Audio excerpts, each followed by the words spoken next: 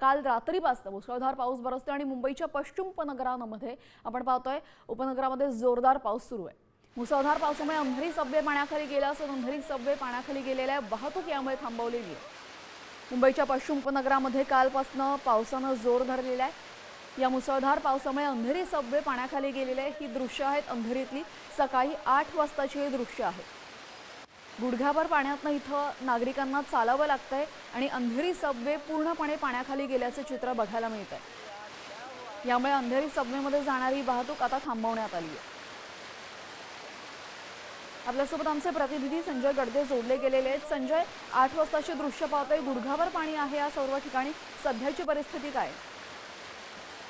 नक्कीच मुंबईत आता पावसाने जरी उसंत घेतली असली तरी मात्र मुंबईतील सकल भागात साचलेल्या पाण्याचा निचरा होण्यास अद्याप काही वेळ लागणार आहे।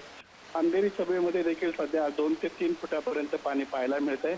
मात्र या ठिकाणी सध्या वाहतूक पोलिसांकडून वाहतुकीसाठी सबवे बंद करण्यात आले। पर्यायी मार्गांचा अवलंब जो आहे वाहन चालकांना करण्यासाठी सांगितलेलं आहे।